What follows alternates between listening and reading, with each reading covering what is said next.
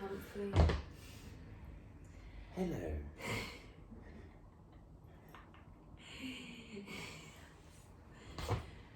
We're Hood Hippy. This is Maya the dog. It like is. on CBeebies. Yeah. Oh, not with the fucking zoo.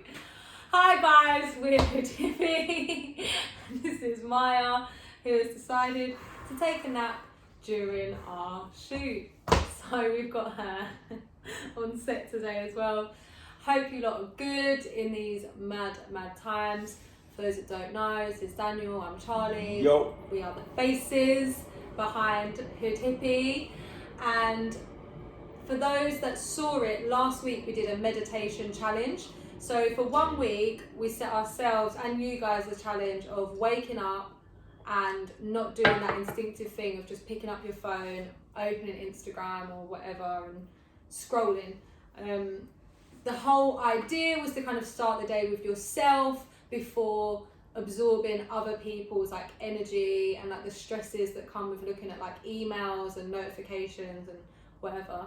For me, that's a big thing. Like, yeah, I just look at my phone straight away. When I wake up, I'm like, all boom. the time, man. But I feel instantly kind of stressed as a result. So literally before I've even like had a wee or like a bit of breakfast, my mind's like racing. And I think, well, no wonder you're anxious. Like, do you know what I mean? Look how Your you're brain hasn't starting even the day. woken up properly yet, and you're already having to digest other people's emotions. Yeah, stuff definitely. you know what I mean? You haven't even eaten yet. Your organs haven't even woken up. So Like, you your haven't brain, had piss, for fuck's sake. Like, it's that come deep. on, man. So I just thought, nah, It's I not need natural. to do this. No, it's not natural. And when I watched that Social Dilemma program, it bugged me out a bit because I realised how strong my attachment like is to my phone. And I feel like we have this weird like desire to like feel really connected to each other, but we're also really disconnected right now, if that makes sense. So it's about just like it's very tuning in with overwhelming at the yourself. moment because we're Yeah. supposed to be working off our phones, then we're supposed to be socialising off our phones. There's just And then no, you're supposed to put it down. there's just no in between, and you're supposed to put it down and do all Yeah. of this stuff at the same time. It's just it's insane. It's crazy. But then everything, like, I don't know, even getting my prescription the other day, I have to do that on an app now on my phone. I can't just ring the doctor and say, oh, can I get my repeat prescription? And they're like, no, we don't do that over the phone anymore, it's an app. So I feel like everything's pushing you to look at your phone, and at the same time you're being reminded that you shouldn't be like constantly looking at your phone. But I think there's no excuse not to be able to give yourself at least half an hour in the morning and half an hour before you go to bed. 100%. Yeah, because you can do it. Yeah, I find it really empowering, I'm not going to lie. So I would wake up, do my meditation, either just in bed where I was or come in here into the front room. But sometimes, as you can see, Maya would end up getting involved. So I was mainly doing it in my room. But then I was coming in here, like having breakfast, looking out the window, taking in like the smells of the day, the weather, like all that shit. And to be honest, I felt like I was kind of like reclaiming some power. Like, I feel like my phone's got like a bit of a hold on me, and it was nice to be like, no, don't need you. No, it does. It feels Stay powerful. there. Yeah, man. Yeah, so yeah, for me, powerful, I would say, was like a big word that came from it. And like not as scary, like I was a bit scared when we first started. I was like, oh my god. Because you're scared what you're going to miss. Yeah. And like one day I did miss a call, didn't I? Do you remember when I got a bit flustered because I missed a call? And obviously you have to be careful, like not everybody can do this. I understand there's people with certain responsibilities and in certain jobs where you cannot miss that phone. You missing that phone could mean something crazy happening. Yeah, and it might so be... We're not endorsing that. Yeah. So much, but definitely. And it might be like that your meditation is like, as you said, like in the evening, like not having your phone while you're there scrolling in bed at night or something. Like it's different for everyone, but definitely powerful. What was it like for you? You was a bit nervous before we started as well. It's changed like, life changing really the last week, because I've been doing my best. There have been a couple of days where I've slipped up, or I've woken up at like 6 a.m. and checked my phone and then got back to bed.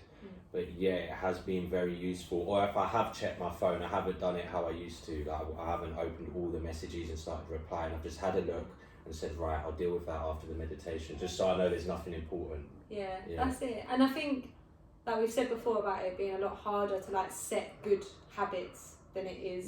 Bad habits, 100%. And like how hard it can be to break things. But sometimes. when you do, they're addictive, man. Yeah. Like you get I've been jogging, working out, I'm getting addicted to that. That's what I mean. It's the like meditation, because it does good for you. The benefits of doing good things far outweigh like the benefits of bad things. The bad things they're in the short term, but when you do reach the long term benefits, the good things, it is a lot more fulfilling. 100%.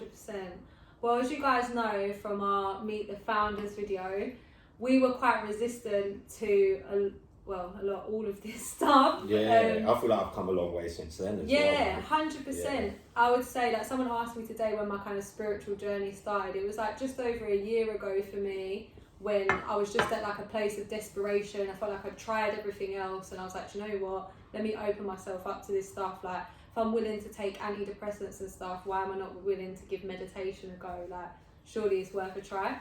And I think, like we were saying yesterday, a lot of the time we wait for some big kind of moment in our life to make a big change, but actually we can make like small little adjustments every day. Yeah, bit by bit, and before you know it, you're like, wow, that 6 months have gone by. I can't believe what I've achieved in them 6 months, and you're still going, you're still looking, and your goals are forever. And then your old life seems alien. Like, whoa, like I can't think back to a time now when I wasn't meditating. Like, that feeling that I get when I'm meditating of like kind of otherworldliness, of just like peace amongst chaos.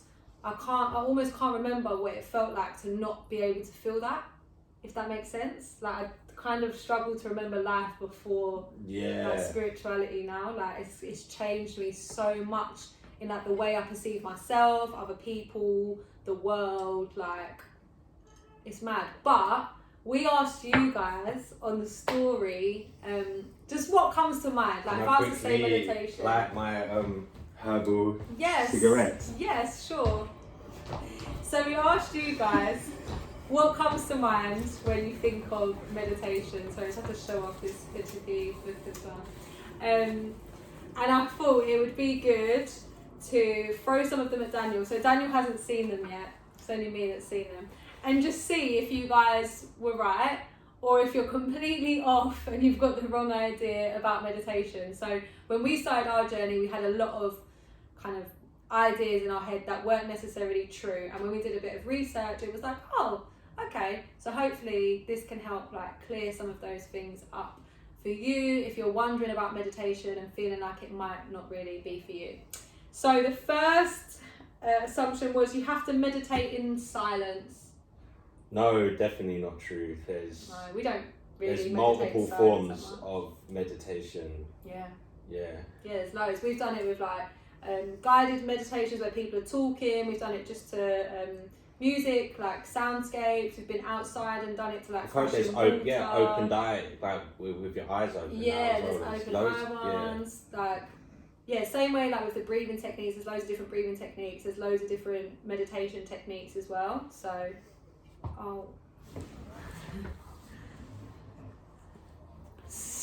think you have enough battery to last? Low battery.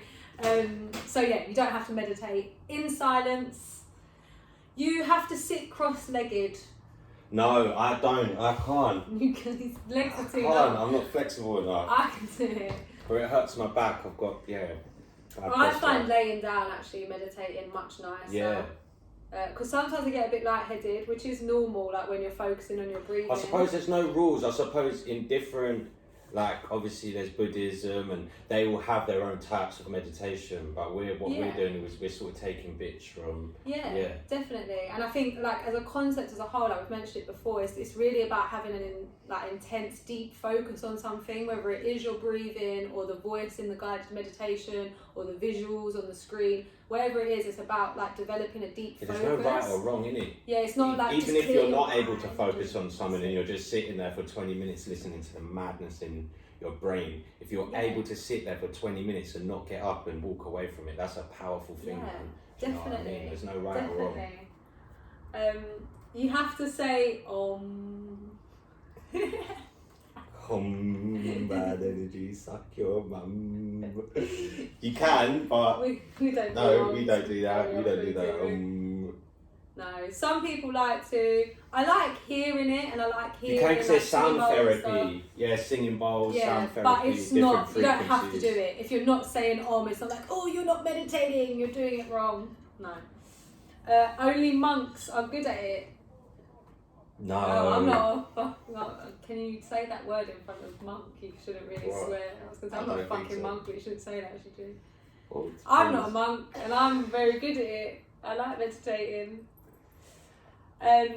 It's a load of bollocks. Who said that? Who said? But same. Do you know what? If you'd asked me 4 or 5 years ago, I probably would have said the same thing. Yeah. But who said that? We're coming for you. I've got your app. Fuck you. No, we're joking. No, it's not a load of bollocks. If you think it is a load of bollocks at the moment, that's fine.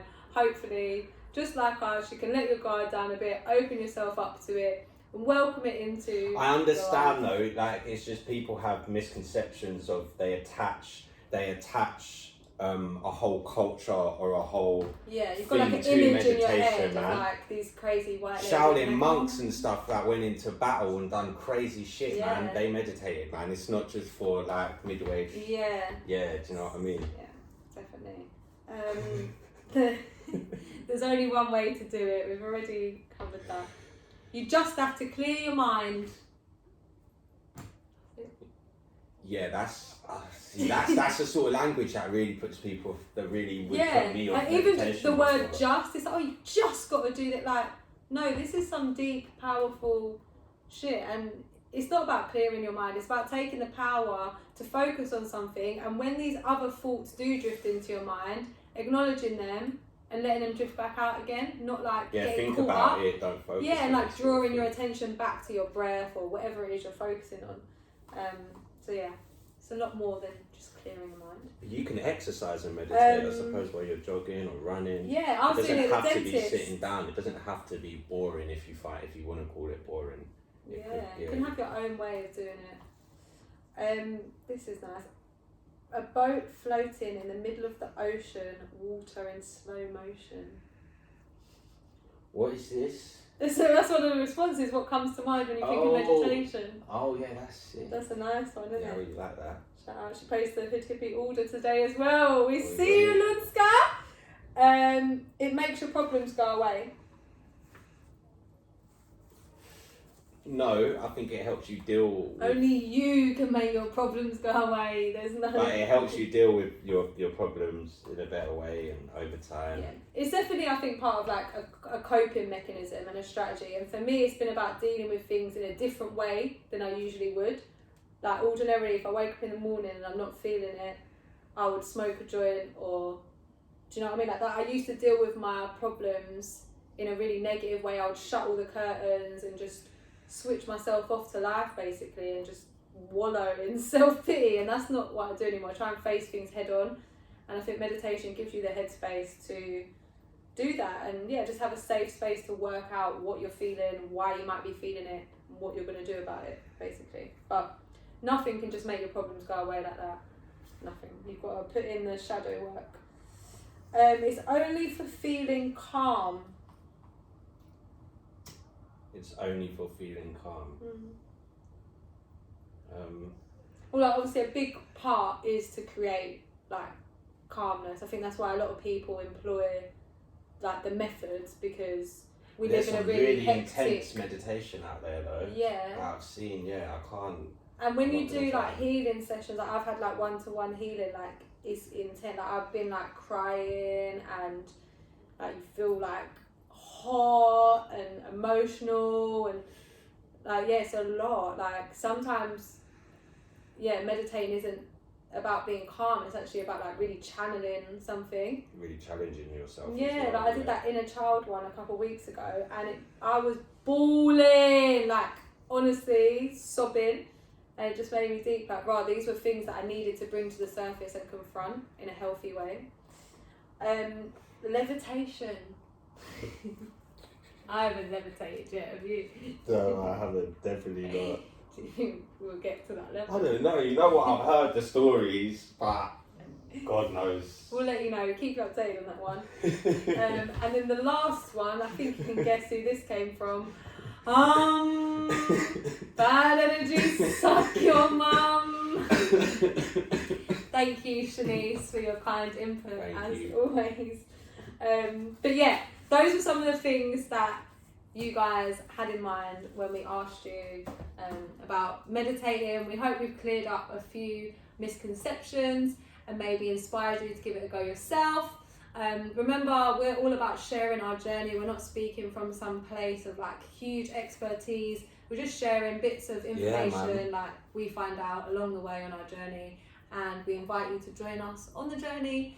As ever, give this video a like, let us know what you think in the comments, share it with your peoples, especially your peoples that you think, yeah, they need this, like they might be a bit resistant or a bit like funny. Hit them up, man, share the link, share the love. And feel free to message us as well, man, and let us know if you have carried on meditating. We know the challenge is finished after a week, but I'm still carrying it on. Yeah, this is like lifelong. So yeah, let us know, man. Update us. Yeah, keep us posted, man. Definitely. Love, guys. Peace.